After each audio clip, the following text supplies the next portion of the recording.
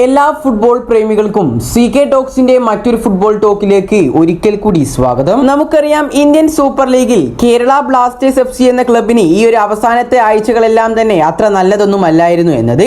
തുടർച്ചയായ പരാജയങ്ങൾ, വലിയ വലിയ പരിക്കുകൾ, കൂടാതെ തന്നെ ഇവാൻ വുക്കോമാനോവിച്ച് ക്ലബിൽ തുടരുമോ എന്ന ചോദ്യങ്ങൾ. ഏതായാലും ഇന്ന് ശക്തരായ ഗോവയ്ക്കെതിരായിരുന്നു കേരള ബ്ലാസ്റ്റേഴ്സ് FC മത്സരിച്ചിട്ടുണ്ടായിരുന്നത്.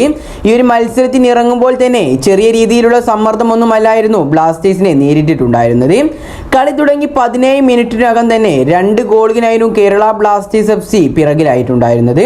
അതും മനോളോ മാർക്കസിന്റെ ഗോവയോട് തന്നെ. ഡിഫൻസിൽ അത്ര പേരുകേട്ടൊരു ടീം തന്നെയാണ് ഗോവ എന്നത്. അവർക്കെതിരെ ഒരു തിരിച്ചുവരവ് അസാധ്യമാണ് എന്നാണ് ഏതൊരു കേരള ബ്ലാസ്റ്റേഴ്സ് FCയുടെ ആരാധകരും കളി കണ്ടപ്പോൾ തോന്നിയിട്ടുണ്ടാവുക.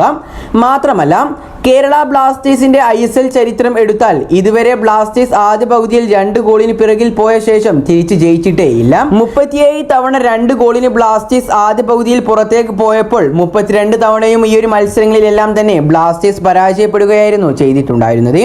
5 തവണയും സമനിലയുമായിരുന്നു. പക്ഷേ ഇവാൻ വുക്കോമാനോവിച്ചിനും പിള്ളേർക്കും ഒരു വിജയമല്ലാതെ വേറെ ഒന്നുമായും ഗ്രൗണ്ടിൽ നിന്ന് കയറാൻ ഉദ്ദേശമില്ലായിരുന്നു.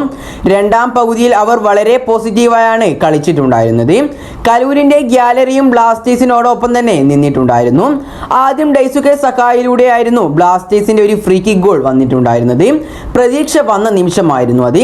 പിറകെ ഇവാന്റെ മികച്ച സബ്സ്റ്റിറ്റ്യൂഷനുകൾ വന്നു. കളി അവസാനിക്കാൻ 10 മിനിറ്റ് ബാക്കി നിൽക്കെ ബ്ലാസ്റ്റേഴ്സ് അർഹിച്ച പെനാൽറ്റി തന്നെ ലഭിച്ചു. ലൂണ പരിക്കേറ്റ് പുറത്തായത് മുതൽ ഒരു നായകനായി തന്നെ കളിയെ മുന്നോട്ട് കൊണ്ടുപോയിട്ടുണ്ടായിരുന്നത് ബ്ലാസ്റ്റേഴ്സിന്റെ ഗ്രീക്ക് സ്ട്രൈക്കറായ ദിമിത്രിയോസ് ഡയമൻഡക്കോസ് ആയിരുന്നു. അതെ, ആ ഒരു പെനാൽറ്റി എടുത്തതും ദിമി തന്നെയായിരുന്നു. ദിമി ആ ഒരു പെനാൽറ്റി ഗോളാക്കി മാറ്റിയതോടുകൂടി 2-2 എന്ന സമനിലയിലായിരുന്നു മത്സരം. ഈ ഒരു 2 ഗോൾ കണ്ടപ്പോൾ തന്നെ FC ഗോവ വിറച്ചു പോയിട്ടുണ്ടായിരുന്നു.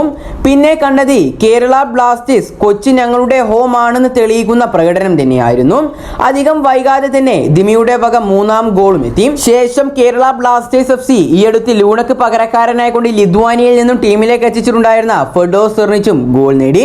ഇതോടെ 4-2 എന്ന സ്കോറിലായി മത്സരം. ഇതിനുശേഷം FC ഗോവ ബ്ലാസ്റ്റേഴ്സിനെതിരെ ഒരുപാട് ഗോളുകൾ നേടാൻ ശ്രമിച്ചിട്ടുണ്ടായിരുന്നെങ്കിലും അതൊന്നും പോസ്റ്റിലേക്ക് കയറിയിട്ടുണ്ടായിരുന്നില്ല.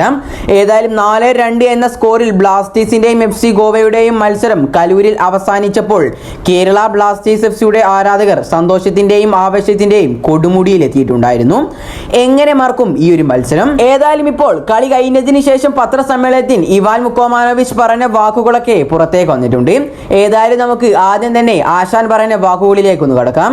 അതിനുശേഷം FC ഗോവയുടെ പരിശീലകനായ മനോളോ മാർക്കസിന്റെ പ്രതികരണത്തിലേക്കും ഒന്ന് കടക്കാം. മത്സരശേഷം ഇവാൻ വുക്കോമാനോവിച്ച് പത്രസമ്മേളനത്തിൽ പറഞ്ഞ വാക്കുകൾ ഇപ്രകാരമാണ്: ഇന്നത്തെ മത്സരത്തിന്റെ എല്ലാവിധ ക്രെഡിറ്റുകളും എന്റെ ചുണക്കുട്ടികൾക്കുള്ളതാണ്. കൂടാതെ അവരെല്ലാം ഇന്നത്തെ ഈ ഒരു മാച്ചിൽ അവരുടെ ഓരോരുത്തരുടെയും ക്യാരക്ടറും കൂടാതെ തന്നെ വിജയത്തിന് വേണ്ടിയുള്ള അവരുടെ ആഗ്രഹവും പ്രകടിപ്പിച്ചു. ഇതുകൂടാതെ വിജയം സ്വന്തമാക്കാനായി അവർ നല്ല രീതിയിൽ തന്നെ പോരാടുകയും ചെയ്തു. അതുകൊണ്ട് തന്നെ ഇന്നത്തെ മത്സരത്തിലെ എല്ലാവിധ ക്രെഡിറ്റുകളും എന്റെ താരങ്ങൾക്ക് തന്നെയാണ്. പക്ഷെ നമ്മൾ ഇനിയും ശക്തരായിക്കൊണ്ട് മുന്നോട്ട് പോകണം. കാരണം കേരള ബ്ലാസ്റ്റേഴ്സ് FC ഈ ഒരു പോയിന്റ് ടേബിളിൽ ഇതുവരെ ആയിട്ടും എവിടെയും എത്തിയിട്ടില്ല. കൂടാതെ തന്നെ ഇനി നമ്മുടെ മുന്നിലുള്ളത് വളരെ നിർണായകമായ 6 മത്സരങ്ങളാണ്. അതുകൊണ്ട് തന്നെ വളരെ ശക്തരായിക്കൊണ്ട് തന്നെയാണ് നമ്മൾ ഇനി മുന്നോട്ട് പോവേണ്ടത്. ഇനി നമുക്ക് ഈ ഒരു മത്സരത്തിന് ശേഷം FC ഗോവയുടെ പരിശീലകനായ മനോളോ മാർക്കസ് പറഞ്ഞ വാക്കുകളിലേക്കൊന്ന് കടക്കാം. മനോളോ മാർക്കസ് മത്സരത്തിന് ശേഷം പ്രധാനമായും പറഞ്ഞിട്ടുണ്ടായിരുന്നത് അവരുടെ 3ാമത്തെ ഗോള് അത് തികച്ചും ഗോളാണെന്നും അത് ഓഫ് സൈഡ് അല്ല എന്നും, കൂടാതെ തന്നെ ഗ്യാലറിയിൽ ഇരുന്ന കുറെ പേർ പറഞ്ഞിട്ടുണ്ട് അത് ഗോളാണ് എന്ന തരത്തിലൊക്കെയാണ് മനോളോ മാർക്കസ് മത്സരത്തിന് ശേഷം പറഞ്ഞിട്ടുള്ളത്. ഏതായാലും ഈ ഒരു മത്സരത്തെ കുറിച്ചുള്ള നിങ്ങളുടെ അഭിപ്രായങ്ങൾ നിങ്ങൾ താഴെ കമന്റായി രേഖപ്പെടുത്താൻ മറക്കാതിരിക്കുക.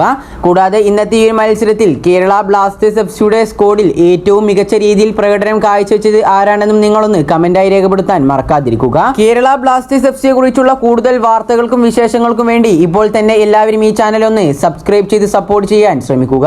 അപ്പോൾ അടുത്തൊരു അപ്ഡേറ്റുമായി വീണ്ടും വരാം. Good bye.